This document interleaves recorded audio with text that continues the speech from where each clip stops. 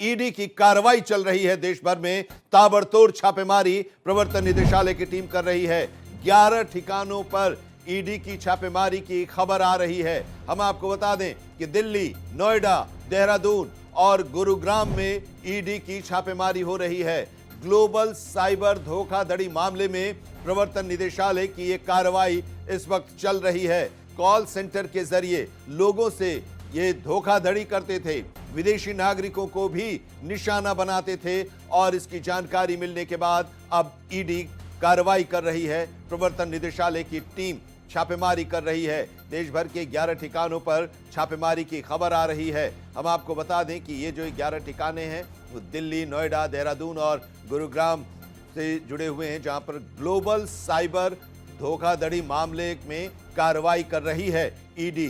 Call centre के जरिए लोगों से धोखाधड़ी की जा रही थी, विदेशी नागरिकों को भी ये निशाना बना रहे थे और इसकी जानकारी मिली, शिकायत मिली और उसके बाद अब ये कार्रवाई एनफोर्समेंट डायरेक्टरेट के द्वारा यानी कि प्रवर्तन निदेशालय के द्वारा किया जा रहा है। 11 ठिकानों पर ईडी की छापेमारी की खबर आ रही है। दिल्ली, नोएडा, देहरादून और गुरुग्राम के ये ठिकाने हैं जहां पर छापेमारी हो रही है। पूरा मामला जो है हम आपको बता दें ग्लोबल साइबर धोखाधड़ी से जुड़ा हुआ है। ईडी की कार्रवाई हो रही है। कॉल सेंटर के जरिए धोखाधड़ी की जा रही थी और विदेशी नागरिकों को भी निशाना बनाया जा रहा था। तो ग्लोबल साइबर धोखाधड़ी का यह पूरा मामला जो सामने आया है, इस रैकेट के बारे में जानकारी मिली और अब उस पर कार्रवाई हो रही है। मिताली चंदोला हमारे साथ जुड़ी हुई हैं, editor crime and investigation. Mitali, जरा बताइए क्या जानकारी मिल रही है ईडी की इस छापेमारी को लेकर?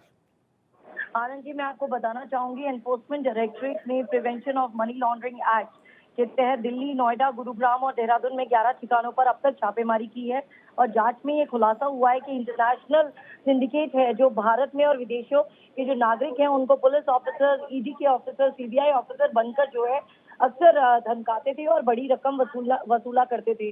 और कुछ ठग तो माइक्रोसॉफ्ट टेक्निकल सपोर्ट और अमेज़न कस्टमर केयर के नाम पर फिशिंग कर लोगों को शिकार बनाते थे। ठगी की जो रकम है वो बिटकॉइन में बदला गया था और उसके बाद यूएसडीटी सीडर में कन्वर्ट करके हवाला नेटवर्क के जरिए यूएई भेजा गया था। ये कैश जो है कैश में बदला गया था। ईडी के अनुसार जो है अब तक ये 260 करोड़ का पूरा घोटाला है।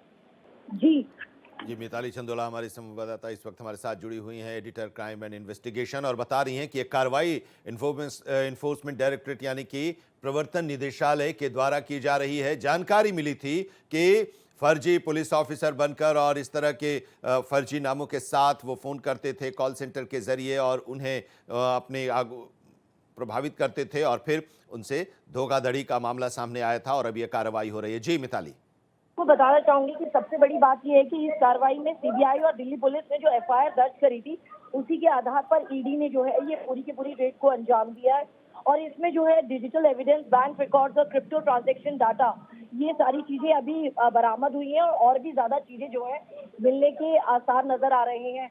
इसमें कई लोगों को जो है इन लोगों ने ठगा था, कई लोगों को इन लोगों ने शिकार बनाया था। ये पूरा रैकेट है और इस पूरे नेटवर्क का पर्दाफाश हुआ है और उसी के आधार पर अब ईडी की ये कार्रवाई चल रही है, जिसके बारे में विस्तार से Mitali Chandola, editor crime and investigation, बता रही हैं कि किस तरह से इनका ये पूरा धंधा चलता था। फर्जी नामों के आधार पर फर्जी पुलिस ऑफिसर और दूसरे तरह के अधिकारी बनकर ये उनसे संपर्क करते थे फ़ोन के ज़रिए और ये पूरा कॉल सेंटर था। उस कॉल सेंटर के ज़रिए ये संपर्क करते थे और उनसे पैसे झटकते थे और इसमें विदेशी नागरिक जो थे वो भी उनके झांसे में आते थे। बहुत बहुत शुक्रिया मिताली चंदोला इस पूरी जानकारी के लिए। इस बारे में आगे भी हम आपसे अपडेट लेते रहेंगे।